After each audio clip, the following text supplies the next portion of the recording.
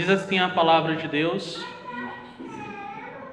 E chegaram ao outro lado do mar, a província dos Gadarenos, e saindo ele do barco, lhe saiu logo ao seu encontro dos sepulcros um homem com espírito imundo, o qual tinha a sua morada nos sepulcros, e nem ainda com cadeias o podia alguém prender, porque, tendo sido muitas vezes preso com agrilhões e cadeias, as cadeias foram por ele feitas em pedaços, e os grilhões em migalhas, e ninguém o podia amansar. E andava sempre de dia e de noite, clamando pelos montes e pelos sepulcros, e ferindo-se com pedras. E quando viu Jesus ao longe, correu e adorou-o. E clamando com grande voz, disse: Que tenho eu contigo, Jesus, Filho do Deus Altíssimo? Conjuro-te por Deus que não me atormentes. Porque ele lhe dizia: Sai deste homem, espírito imundo. E perguntou-lhe: Qual é o teu nome? Ele respondeu dizendo: Legião é o meu nome, porque somos muitos. E rogava-lhe muito que os não enviasse para fora daquela província. E andava ali pastando no monte uma grande manada de porcos. E todos aqueles demônios que lhe rogaram, dizendo: Manda-nos para aqueles porcos, para que entremos neles. E Jesus logo lhe o permitiu. E saindo aqueles espíritos imundos, entraram nos porcos. E a manada se precipitou por um despenhadeiro no mar. Eram quase 2.000, e afogaram-se no mar. E os que apacentavam os porcos fugiram, e o anunciaram na cidade e nos campos, e saíram a ver o que era aquilo que tinha acontecido. E foram ter com Jesus, e viram o endemoniado, que tivera legião, assentado, vestido, e em perfeito juízo, e temeram. E os que aquilo tinham visto contaram-lhes o que acontecera ao endemoniado e acerca dos porcos, e começaram a rogar-lhe que saísse dos seus terros. E entrando ele no barco, rogava-lhe o que fora endemoniado que o deixasse estar com ele.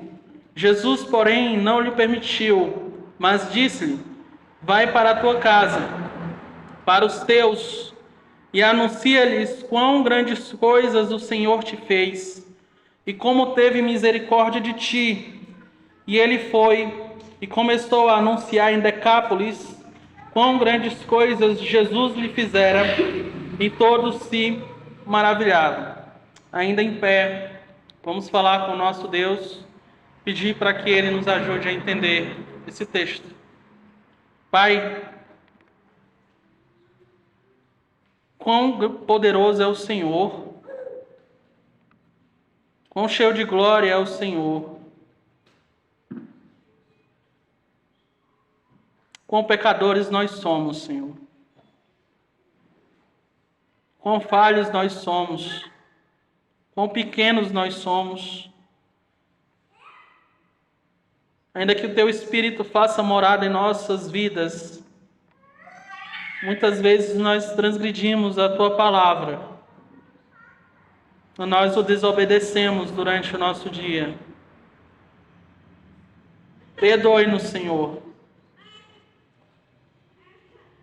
Perdoe-nos nossos males. Perdoe nosso egoísmo, nosso orgulho, nossa presunção, nossa autoconfiança. Perdoe-nos, Senhor, nossa incredulidade. A nossa única esperança é o Teu Filho Jesus, que morreu numa cruz para salvar pecadores como nós. Porque quando ainda éramos pecadores, o Senhor nos amou enviando o Teu Filho para morrer em nosso lugar. O justo pelos injustos. Aquele que era rico se fez pobre para nos resgatar do nosso pecado. Deus, que o teu amor nos constranja a te amar e a viver para o Senhor.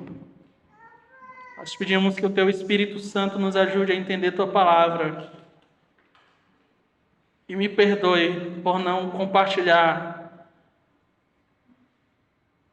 tamanha glória que há nesse texto e sobre o Senhor com perfeição. Na verdade, nem mesmo os anjos conseguem demonstrar a perfeição do teu Evangelho.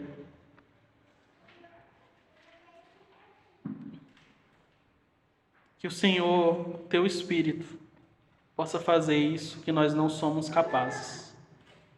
Isso que nós oramos, te pedimos, no nome do nosso Redentor. Amém. Se sentarmos. Nós estamos estudando há alguns meses o Evangelho de João. E semana passada a gente deu uma breve pausa no culto matutino, onde nós estudamos sobre a pluralidade dos presbíteros locais. E hoje, nesse domingo, nós vamos continuar com essa pausa para estudarmos sobre como evangelizar a família, como nós podemos alcançar as nossas famílias. Ontem, no CTL, nós estávamos estudando a matéria de evangelismo, foi a última matéria do ano, e o missionário Luiz compartilhou algo que eu acredito que todos nós passamos em alguma medida. Ele, falando sobre o compartilhamento do evangelho, ele disse que uma das coisas mais difíceis para ele, e olha que ele já é um missionário, alcança, fala para crianças, para adolescentes, para adulto, sobre o Evangelho em lugares diferentes, em contextos diferentes e tudo. E ele disse que só existe um lugar, e só existe um tipo de pessoa que nós temos dificuldade de compartilhar o Evangelho, e essa é a nossa família. Evangelizar nossas famílias é um grande desafio, não somente para você, é um desafio para todos nós, porque todos nós tememos anunciar o Evangelho aos nossos familiares por vários motivos. Por medo de zombação, por medo de repressão, por nos acharmos inadequados, ou, numa palavra um pouco mais pesada, incompetentes. O ambiente mais desafiador que nós temos é a nossa família. Porque eu acredito, devido à intimidade que nós temos com os nossos familiares, nós tememos de anunciar porque eles podem nos acusar de várias maneiras. São as pessoas que estão mais próximas, são as pessoas que mais nos veem, são as pessoas que olham para as nossas falhas, são as pessoas que nos veem nos piores momentos, são as pessoas que veem nós falhando como cristãos, são as pessoas que nos veem também fazendo boas coisas como cristãos, mas também são as pessoas que, quando vão nos criticar, esquecem-se de todos os bons momentos e só atacam os piores momentos da nossa vida. Anunciar o Evangelho a familiares é um desafio para todos nós. E é doloroso também para todos nós. Porque todos nós temos um familiar em algum grau, de alguma forma, que está perdido, que está perdida. E o nosso coração às vezes dói, e às vezes nós nos sentimos paralisados em anunciar o Evangelho para aqueles a quem nós amamos. E evangelizar a família, irmãos, não é um papel do pastor. Evangelizar as nossas famílias não é o papel dos presbíteros locais. Evangelizar nossas famílias não é o papel dos diáconos, de evangelistas, de discipuladores. Evangelizar nossas famílias é um papel que Deus nos deu. Deus nos salvou, Deus morreu em nosso lugar e nos transformou para alcançar os nossos familiares. Nós somos os enviados de Deus para alcançar as pessoas que estão perdidas em nossos lares. Nós estamos em uma cultura de igrejas que delega muita responsabilidade aos pastores locais para alcançar os familiares. Porque muitas vezes, e é compreensível, os irmãos se sentem incapazes realmente. Poxa, eu não sei falar tão bonito quanto o pastor. Eu não tenho tanto conhecimento como os pastores. Eu não tenho tanta profundidade em alguns termos. Eu não sou um pregador ou uma pregadora. Eu não sou um missionário ou uma missionária. Então, normalmente, quando nós nos comparamos com essas pessoas, nós realmente nos sentimos inadequados. Mas a questão é, o papel ainda é nosso. A responsabilidade ainda foi dada a todos nós. Aqui nesse texto que nós lemos, nós encontramos este assunto em específico em destaque. O Evangelho de Marcos, ele foi escrito, obviamente, por Marcos. Ele era próximo aos apóstolos, era próximo de Pedro. É tanto que nós, que estamos mais por dentro da teologia, nós dizemos que esse não é o Evangelho necessariamente de Marcos. É o Evangelho de Pedro, porque era um parente de Pedro, vivia com Pedro, na casa dos familiares de Pedro. Então, muito do que João Marcos está falando é muito do que ele ouviu de Pedro, mas também é muito do que ele ouviu de outros apóstolos, porque ele viveu muito com o apóstolo Paulo. Quando os irmãos leem Atos, vocês vão encontrar um ponto muito específico de Marcos. Marcos é levado com o apóstolo Paulo, mas nós não sabemos o motivo. Em um determinado momento, Paulo manda ele voltar. Dá uma discussão entre Paulo e Barnabé por causa de João Marcos. E então Paulo vai para um lugar e Barnabé vai para o outro para poder acompanhar João Marcos. Quando nós vamos ler as epístolas, as cartas do Novo Testamento, nós encontramos Paulo pedindo para que Marcos venha até ele, porque agora Marcos era útil. Então Marcos era muito acompanhado dos apóstolos e por causa disso ele tem toda a autoridade para nos ensinar sobre a vida do nosso Senhor Jesus Cristo. O objetivo de Marcos é mostrar Jesus como servo. É tanto que o texto central de Marcos é o texto que diz que Jesus é o servo de todos e que veio para servir aos demais e morrer por muitos. Ele é o servo sofredor aqui. Por isso que Jesus é retratado em Marcos, especificamente, fazendo muitas coisas. Vocês já perceberam? Se vocês lerem com calma o Evangelho de Marcos, Jesus está sempre fazendo alguma coisa. Jesus tem a vida mais corrida que a nossa. Se nós olharmos, nós vamos ficar sem ar.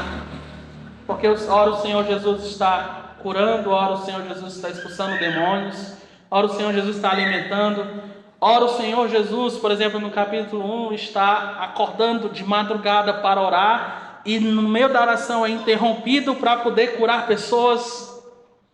Então é muito humano, é uma vida muito corrida. Então Marcos escreve para mostrar que Jesus é esse servo perfeito, que mesmo em uma vida corrida, ele amava as pessoas, servia as pessoas, estava próximo das pessoas, olhava para as pessoas e sabia equilibrar muito bem a vida com Deus, amando a Deus e amando ao próximo. O Evangelho de Marcos também foi escrito provavelmente como um documento de discipulado na igreja inicial. Se os irmãos prestarem atenção, é o menor dos evangelhos. Ele apenas tem 16 capítulos em comparação a Mateus, que tem 24, a Lucas, que tem 21, e também João, que tem 22. Nós encontramos em Marcos um Jesus exaltado. Se vocês prestarem também muita atenção, vocês vão encontrar uma pergunta repetida em Marcos, que eu gosto muito. Quem é este? Quem é este? Então, por meio dessa pergunta, Marcos vai respondendo: quem é Jesus? E uma das formas dele responder quem é Jesus é quando nós encontramos nesse capítulo. Provavelmente, nós encontramos dentro desse capítulo algo muito peculiar, porque quando nós olhamos as curas, os sinais e os prodígios do Senhor Jesus, poucas pessoas são gratas a Ele. E aqui eu quero mostrar, por exemplo, numa ocasião que Jesus cura 10 leprosos, dos 10, um volta para agradecer ao Senhor Jesus pelo que Ele fez. Destaco também o que nós já estudamos em João 5, naquele paralítico que sequer ouviu Jesus e denunciou Jesus. Aqui nós encontramos alguém mais do que grato, alguém disposto a dar a própria vida ao Senhor Jesus Cristo. Marcos quer nos mostrar especificamente nesse capítulo quem é Jesus. E ele nos mostra que Jesus é o Filho do Altíssimo por meio do exorcismo. Ninguém a não ser Deus tem a total submissão dos demônios. Se nós olharmos bem, quando os demônios avistam o Senhor Jesus, a primeira coisa que eles fazem, no versículo 6 diz: e quando viu Jesus ao longe, correu e adorou. Segunda coisa, ninguém a não ser Deus poderia dar as ordens para os demônios como Jesus dá, porque eles estão submissos às ordens de Jesus. O versículo 7 e 8 e 9 diz muito bem, porque Jesus pergunta o nome daquele demônio, daqueles, e ele diz: eu sou legião, porque nós somos muito. Em uma legião romana tinha aproximadamente 3.000 pessoas. Então, quando ele responde: nós somos muitos, ele está dizendo: nós somos legião, ou seja, Jesus, nós somos em torno de 3.000. Jesus sabia disso. Mas mesmo aqueles 3.000 demônios estavam sujeitos à autoridade do nosso Senhor Jesus. Eles tremiam diante do Senhor Jesus. Eles acreditavam no Senhor Jesus. E eles obedeciam à sua voz. Eles pediram permissão. Olha, está vendo aqueles porcos? A gente pode ir para lá? Jesus disse: pode, vão para os porcos. Quando nós vamos para o livro de Atos, Jesus dá essa autoridade aos apóstolos. Mas os apóstolos só expulsam demônios por causa de Jesus. Quem não tem a Jesus não consegue expulsar demônios com facilidade como os apóstolos ou os crentes podem. Vocês veem, por exemplo, os discípulos dos fariseus. Acho que é uma das situações mais engraçadas em Atos. Porque quando a gente vê eles tentando expulsar os demônios, o que acontece? Nós expulsamos vocês no nome de Jesus, a quem Paulo prega. O demônio olha, zomba e diz: eu não te conheço. Eu sei quem é Paulo, mas vocês eu não conheço. E qual foi o resultado daquele acontecimento? Literalmente, pau nos fariseus. Saíram machucados, com roupas rasgadas, no meio da rua, correndo de medo. Mas por que Paulo poderia e eles não? Por causa do nosso Senhor Jesus.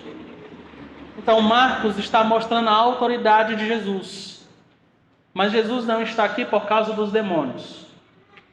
Jesus estava passando aqui por causa do endemoniado. Irmãos, Jesus é 100% intencional no que ele faz. Ele não estava ali passando simplesmente porque é o caminho dele. Jesus amou aquele endemoniado. Jesus viu as condições daquele endemoniado. Ele estava preso. Ele estava sujo, ele estava só, ele estava abandonado, ele estava em escravidão profunda dos demônios, ele também estava em escravidão profunda dos pecados. Mas o Senhor Jesus foi até aquele endemoniado, E vamos ver o que foi que o Senhor Jesus fez na vida desse endemoniado. No versículo 15 diz: e foram ter com Jesus, ou seja, as pessoas daquela cidade, e viram o endemoniado, o que tivera a legião, e olha com o que Jesus fez na vida dele. Ele estava sentado, vestido e em perfeito juízo. Jesus restaurou a vida completa dele. É isso que Jesus faz em nossas vidas.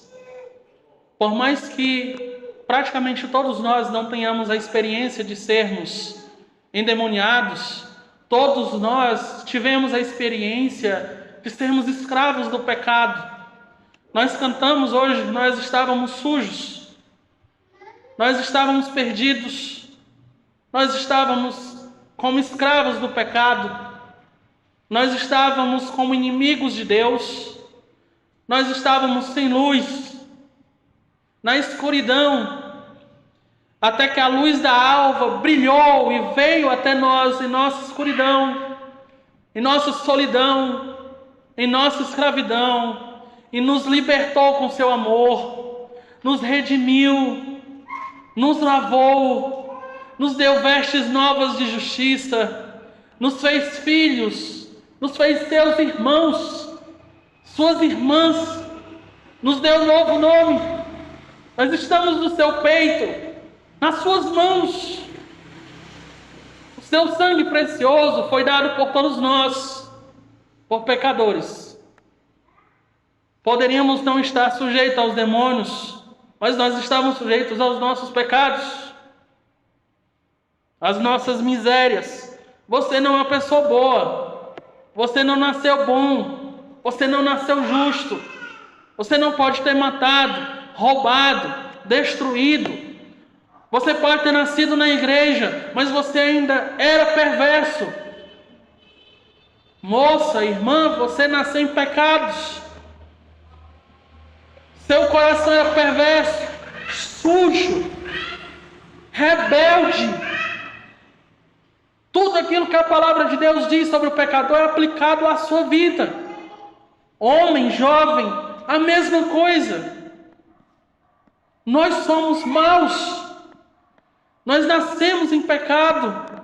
Nós nascemos desviados do nosso Deus. Jesus veio, encontrou e nos resgatou da nossa sujeira. Nos libertou não de grilhões, não de correntes físicas, mas de uma profunda vida de pecado e rebelião contra o Senhor. Mas Ele não nos transformou simplesmente para que nós ficássemos assentados. O exemplo que nós temos aqui do endemoniado é um exemplo de um coração que foi literalmente esbagaçado por Jesus. Nós temos o exemplo de alguém que foi transformado por Jesus. Mas não transformado simplesmente de qualquer forma, mas transformado de uma forma muito profunda. A palavra de Deus, em Lucas 7, diz que a quem muito é perdoado, muito ama. Quanto mais nós sabemos quão perdoados somos, mais amor temos. Quanto mais nós vemos nossa miséria, mais grandeza o Senhor Jesus se torna e tem na nossa mente sobre Ele.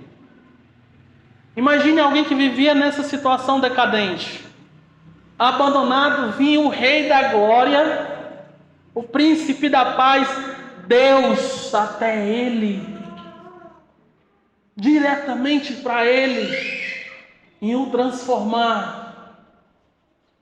A sua vida, o seu coração, a sua mente muda.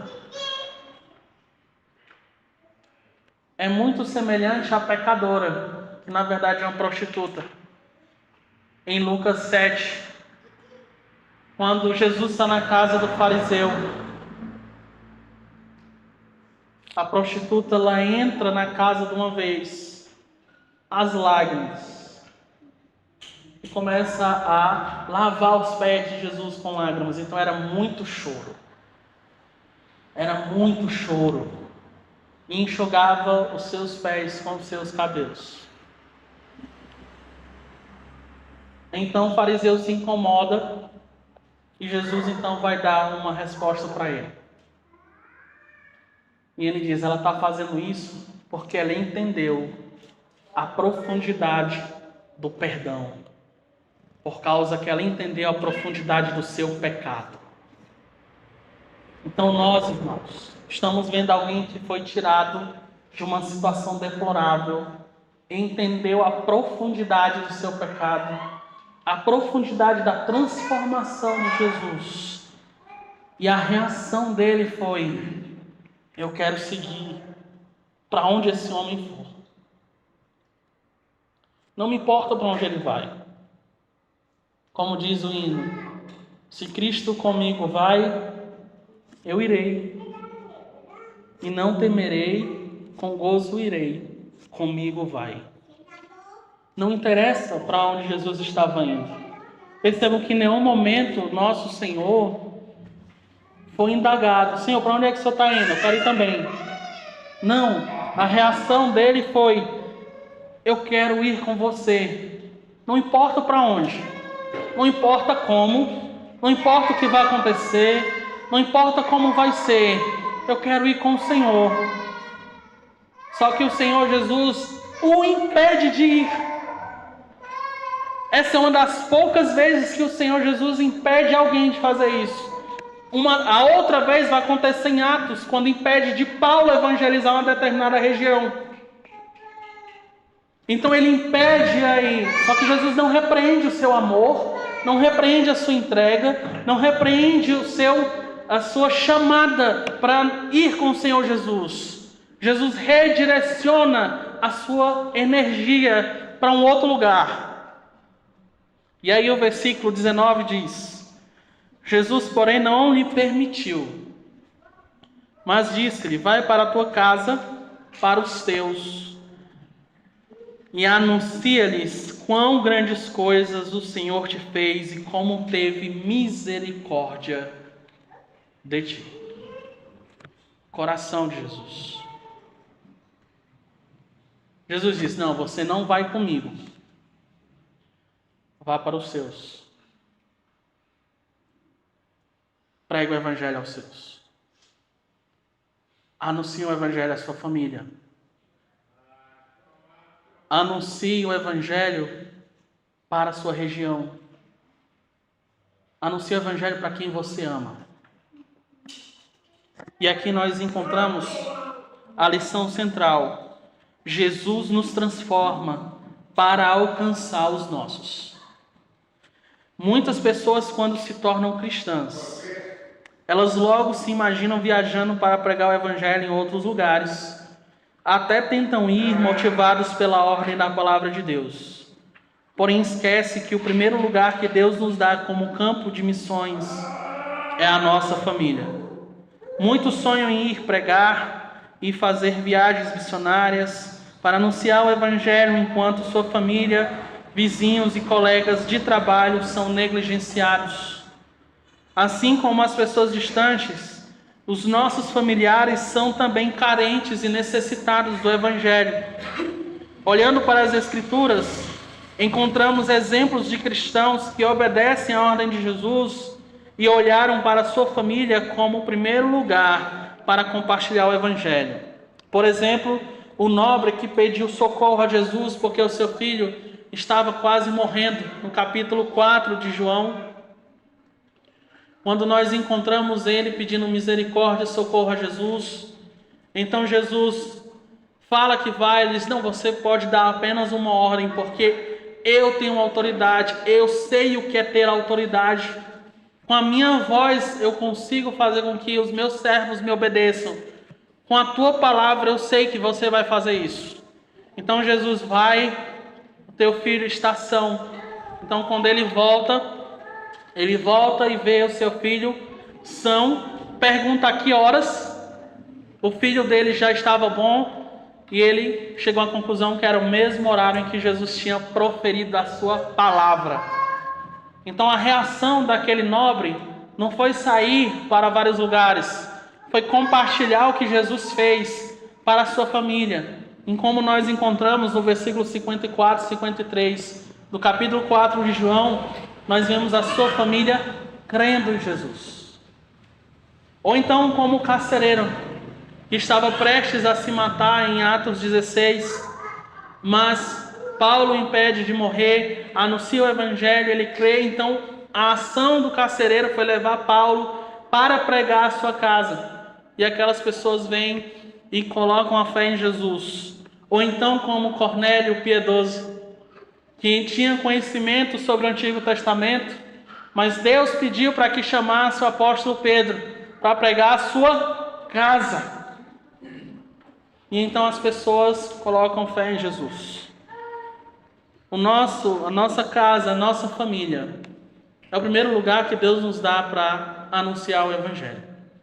E nesse texto nós pelo menos temos 4 lições importantes.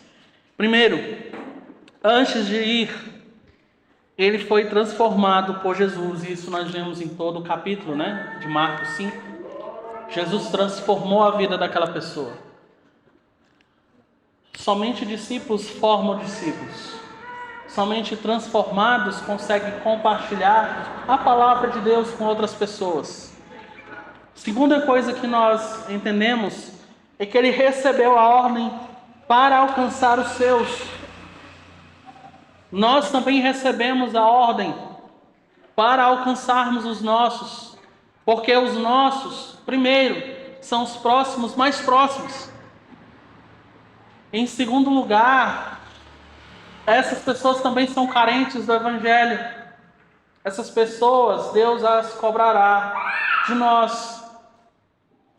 Em terceiro lugar, a mensagem que ele recebeu não era sobre ele, mas sobre o poder e o amor de Jesus. Diz assim o versículo 19: e anuncia-lhes quão grandes coisas o Senhor te fez e como teve misericórdia de ti. Perceba que o foco aqui não é no testemunho dele. Porque às vezes as pessoas olham e dizem assim: eu vou contar como era a minha vida pregressa, como era a minha vida antes da conversão. E aí, para poder as pessoas se converterem. Deus não usa testemunho para converter ninguém. Deus usa o evangelho para converter alguém. Porque se o seu testemunho converte alguém, o testemunho de outro vai desconverter ele. O que Deus faz, nenhum homem pode desfazer. O que transforma o pecador é o evangelho. E perceba que o evangelho aqui está com outras palavras. As palavras estão: o que o Senhor te fez e a misericórdia que Ele teve de ti. Nós devemos anunciar o amor de Deus por nós, pecadores. O amor de Deus por nós, que antes éramos inimigos. A mensagem não é sobre nós, a mensagem é sobre Jesus Cristo. A mensagem não é como eu matava, roubava e destruía, mas é sobre como Jesus resgata pecadores. O foco da mensagem não sou eu, o foco da mensagem é Jesus Cristo e este crucificado, como diz em 1 Coríntios 2:2. Porque nada nos propusemos saber quando estávamos com vocês a não ser isto: Jesus Cristo e este crucificado. Porque a cruz é o poder de Deus para a salvação de todo aquele que crê, primeiro do judeu e depois do grego. Então a cruz é a manifestação da sabedoria de Deus. É como Deus salva os pecadores, aqueles que não são, aqueles que são pobres, aqueles que são miseráveis como nós, aqueles que não são as coisas loucas deste mundo, somos nós. Ele está descrevendo cada pessoa.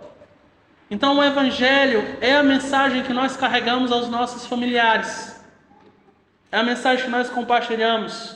A gente pode até dizer: eu era um desgraçado, eu era um egoísta, eu era um viciado, eu era uma pessoa viciada em bebida, em pornografia, mas Jesus me libertou. Por quê? E aí você desenrola o evangelho. O seu testemunho não é o centro. Você não é o centro de Deus. Jesus é o centro. Cristo é o centro. O Cordeiro de Deus é que tira o pecado do mundo. Não nós. É o Cordeiro que carrega os pecados do mundo. Em último lugar, nós vemos uma disposição para obedecer a Jesus como gratidão.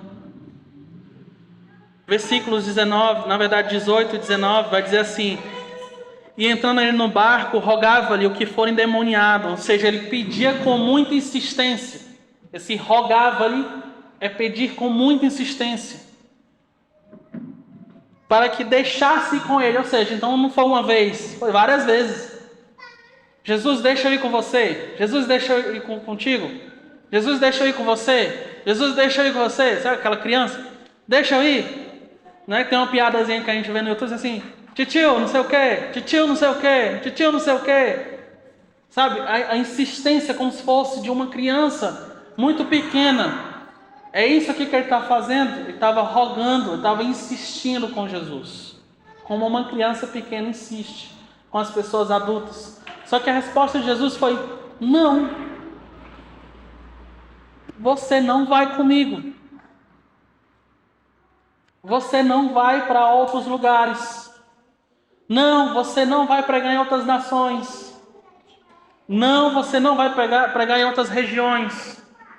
Jesus tem um plano melhor para a gente, irmãos. Vá e anuncie-lhes aos teus. Vai para a tua casa e anuncia aos teus, a tua família, a tua mãe, ao teu pai, aos teus tios e tias, aos teus irmãos, irmãs, primos, primas. Jesus ordena: vá até eles. Mas perceba que em nenhum momento ele questionou Jesus. Em nenhum momento ele disse: Senhor Jesus, o Senhor sabe, eu estou cansado. Senhor Jesus, o Senhor sabe, eu não tenho tanta competência. Senhor Jesus, eu não passei um ano estudando a Bíblia.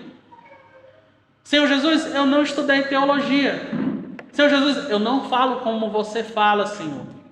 Senhor Jesus, eu não sou desenrolado como você. Senhor Jesus, o Senhor sabe, é o meu temperamento. Senhor Jesus, o Senhor sabe, é a minha forma, é o meu jeito. Senhor Jesus, eu estou muito ocupado com o meu trabalho, sabe? O Senhor me entende, né? Irmãos, em nenhum momento ele questionou a ordem de Jesus. Ele simplesmente foi.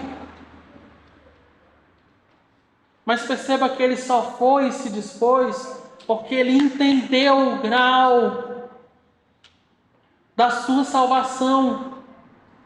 E que nada do que ele faça para o Senhor Jesus é suficiente. Na verdade, tudo que ele faz para o Senhor Jesus é tão pouco que ele pode se dizer: eu sou inútil, porque eu só fiz o que o Senhor mandou. Mas só pode dizer que é inútil se você cumpre o que ele ordenou. Porque senão, nem inútil nós somos. Nem inútil nós somos. O endemoniado nos dá a lição do seguinte: quanto mais nós entendemos a nossa transformação, mais fácil é ir. Quanto mais eu vejo o meu próprio coração perverso, mais fácil é eu anunciar o Evangelho de Jesus. Quanto mais eu entendo a minha escuridão, mais fácil é anunciar a luz que brilhou em nosso coração. Ele simplesmente foi, irmãos. Não disse: Senhor, eu estou ocupado, sabe? Eu tenho muitos filhos. Naquele tempo se tinha muitos filhos. Sabe, Senhor, eu tenho muitas ocupações. Nós não vemos isso, irmãos. Nós vemos alguém com o coração despedaçado pelo Evangelho, amando Jesus e seguindo Jesus para onde Jesus ordenou. Jesus não ordenou para ir para os indígenas, para os sertanejos. Jesus mandou para o lugar mais desafiador. Vá para sua casa. Vá para lá. Anuncia-lhes a ele. Perceba que a sua região... O que foi que a região fez com Jesus? Vocês se lembram que a gente leu? O que foi que a própria região diz? Saia daqui, Jesus. Nós temos medo de ti. Jesus diz, é para ali que você vai. Para a sua família. Você vai anunciar lá. Esse pessoal que me rejeitou publicamente, é para eles que você vai anunciar o Evangelho. Irmãos, eu sei que é desafiador. Eu entendo. Eu sei como é. Eu também tenho os mesmos problemas. Eu também travo com a minha mãe. Eu também travo com a minha avó, com os meus tios, com as minhas tias. Nós somos humanos. Infelizmente, o nosso coração tem criaturas. Mas o Evangelho é maior do que as criaturas. O impulso que eu tenho por Jesus é maior do que o meu medo. O impulso que o Senhor Jesus nos dá no nosso coração é maior do que o medo. O constrangimento, a vergonha, é maior do que a sua personalidade, do que o seu temperamento. Jesus é maior do que tudo. Então, irmãos, a primeira coisa, a primeira implicação que nós aprendemos com esse texto inteiro é o seguinte: assim como ele, todos somos ordenados a ir aos nossos, como primeira parte do mundo. Ide por todo o mundo e pregai o Evangelho. O primeiro mundo que nós estamos é a nossa casa. Assim como ele, nós devemos também compartilhar sobre Jesus. Jesus é o pão, Jesus é a água, Jesus é a luz, Jesus é o nosso Salvador. Jesus é o único que pode nos resgatar do nosso pecado. Então, irmãos, nós estamos aprendendo com essa implicação. Tem várias outras, mas a central para nós nessa noite é: vá e pregue aos seus. Não espere pastor, não espere presbíteros, não delegue isso para pessoas que Deus não delegou em primeiro lugar. Deus delegou em primeiro lugar a você. Se você tem pai ou mãe descrentes, é a sua responsabilidade anunciar o Evangelho. Se você tem primos, primas, tios e tias, irmãos e irmãs que não conhecem o Evangelho, é a sua responsabilidade compartilhar sobre Jesus para ela. Se você tem familiares que estão em seitas, que estão em falsas igrejas, é sua responsabilidade anunciar o Evangelho a eles. Se eles vivem em pecados como falsos crentes hipócritas, é sua responsabilidade compartilhar o Evangelho a eles e os chamar ao arrependimento. Essa é a primeira lição que nós temos. Para nós. Em segundo lugar, existe uma disposição que precisamos ter para obedecer ao Senhor Jesus. Eu sei que quando nós estudamos sobre evangelização parece um fardo. Eu sei que quando nós meditamos sobre evangelização parece que há uma cobrança sobre nossas costas. Mas, irmãos, não é impressão não. Realmente é algo que Deus nos deu para fazer. Mas isso não precisa ser pesado e doloroso para nós, desde que a gente entenda quão grande coisa é o Evangelho para nós. Por isso que é muito importante a gente compreender Jesus. Por isso que é muito importante a gente compreender o nosso pecado, a graça de Jesus, o amor de Jesus, para que a gente possa compartilhar aos outros. Porque senão a gente se afunda no nosso egoísmo. Nós nos tornamos apáticos à miséria daqueles que tanto nos amam, que nos colocaram no mundo, que são nosso sangue. Nós falamos de sermos simpáticos, gentis com os outros, mas nós não demonstramos a nossa família. Nós não planejamos um estudo com os nossos familiares. Nós não nos dispomos a dizer: eu vou pregar o Evangelho até que meu familiar venha até Jesus. Nós não arrumamos tempo para poder levar essas pessoas até o nosso Senhor Jesus. A água que sacia a sede deles, a luz que eles precisam.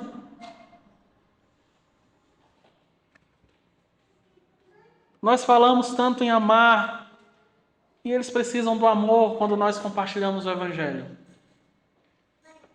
E em terceiro lugar e último, como nós vamos alcançar a nossa família? Como é que nós vamos levar a nossa família até Jesus? Eu queria dar algumas instruções práticas para os irmãos. Em primeiro lugar, ore a Deus por seus familiares. Ore por eles. Paulo, em Romanos 10, diz que ele dói o coração. Ele vai dizer o seguinte, não precisa os irmãos abrirem, mas Paulo, em Romanos 10, 1, diz o seguinte: irmãos, o bom desejo do meu coração e a oração por Israel é para a sua salvação. Ainda em Romanos, no capítulo 9, versículo 1 ao 3, ele diz assim: em Cristo, digo a verdade, não minto, dando-me testemunho a minha consciência no Espírito Santo, que tenho grande tristeza e contínua dor no coração, porque eu mesmo poderia desejar ser anátema, ou seja, maldito, amaldiçoado de Cristo, por amor de meus irmãos, que são meus parentes segundo a carne. Paulo diz: dói meu coração não vê-los salvos. Eu preferia ficar fora da salvação, se eles pudessem vir a ser salvos. Nós cremos na eleição, mas a eleição é que deve nos motivarmos a ir, a termos dor no coração, a sentir a miséria do outro.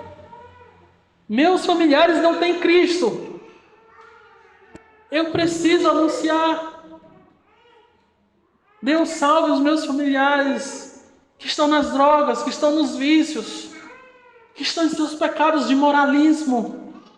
Eles pensam que estão bem, mas não estão.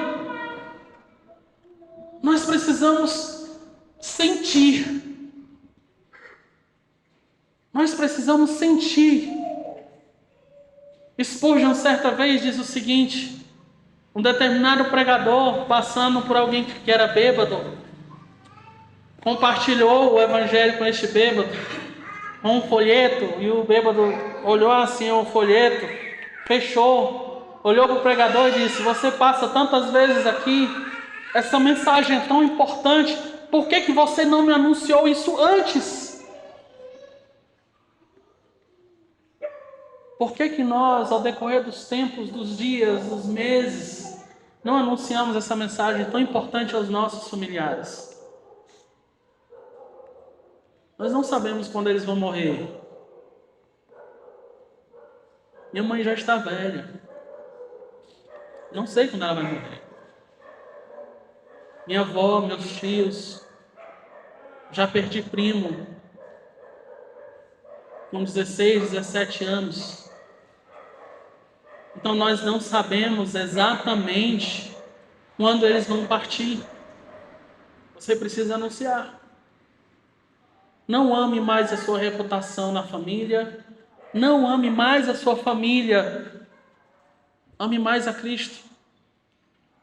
Ah, mas eles vão ficar com raiva, eles vão gritar, vão me xingar. Bem-vindo. Isso é o cristianismo. Se você está fazendo muito jogo para poder se manter muito bem na sua família por causa do Evangelho, você não está amando tanto a Cristo. Então ore pela sua família. Interceda, sinta a dor pela sua família. Em segundo lugar, ore a Deus por sabedoria palavras e oportunidade para pregar e iniciar estudos. Irmãos, não é só o pastor que deve iniciar estudos. Abrir a Bíblia com o familiar e dizer: hoje vamos aprender sobre Jesus toda terça, quarta, não sei, uma vez por semana, 2 vezes por semana. É sua responsabilidade fazer isso. Mas, irmão, não sei como falar, eu não sei o que fazer, eu não sei como iniciar, por onde iniciar, quais palavras. Primeiro, ore a Deus. Tiago capítulo 1 diz: se você pedir sabedoria, Deus vai dar sabedoria para você. Em segundo lugar, peça ajuda aos pastores locais. Chegue assim: eu estou querendo alcançar meus familiares, como é que eu vou fazer? O nosso papel é chegar até você e dizer: você pode começar assim. Acredito que possa usar esse material dessa forma para alcançar os seus. Então peça sabedoria, use das ferramentas que a igreja local tem dado a vocês. Em terceiro lugar, dê um bom testemunho de vida. Tito, capítulo 2, na verdade, diz que a nossa boa conduta adorna o Evangelho. O que é adornar? Deixar bonito, né? Deixar bem arrumado, deixar ali as coisinhas no lugar, fazer com que fique mais bonito aos olhos. Então, o nosso testemunho, ou seja, como nós vivemos, nos ajuda a dar mais brilho ao Evangelho. Em 1 Pedro, capítulo 3, versículo 1, diz assim: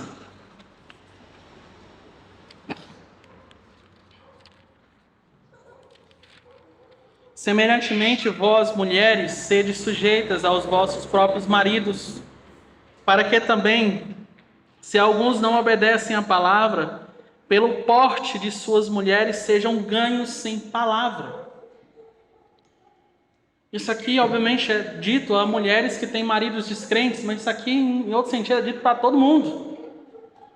Se nós temos pai, mãe, tios, familiares no geral descrentes, o nosso testemunho é poder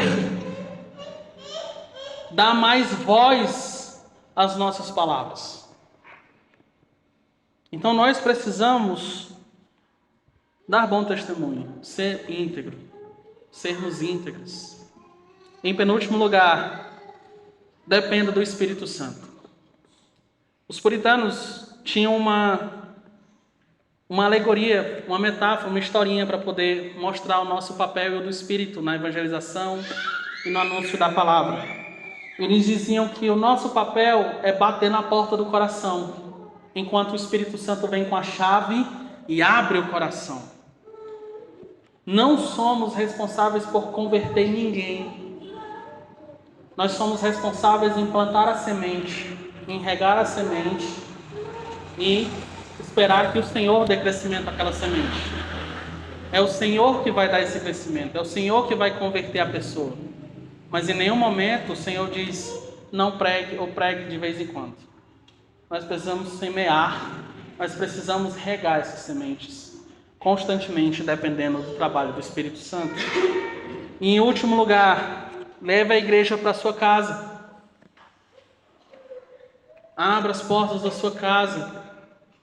Leve momentos de comunhão para a sua casa, para a sua família. Leve a igreja para um culto, leve para a igreja para um estudo no lar. Nós precisamos fazer com que a igreja entre nos lares e elas vejam como a igreja se porta. Então é muito importante, irmãos. E nós temos até testemunhos sobre isso na nossa igreja. O pai de um membro nosso foi muito impactado pela forma como nós nos cuidamos. Como o nosso culto é simples.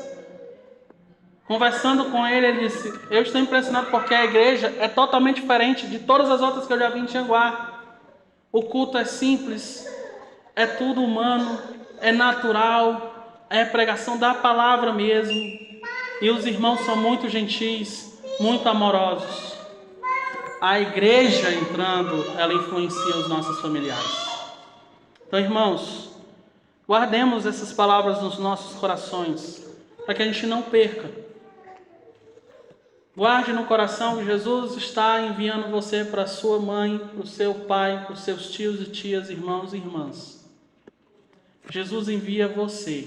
Você é o responsável, você é a responsável. Porque Jesus alcançou sua vida, transformou você. Que Deus possa abençoar a sua vida. Amém? Vamos orar? Vamos falar com o Senhor. Pai, nós te agradecemos pela tua palavra. Obrigado pelo Senhor Jesus. Obrigado, Senhor, por nos direcionar.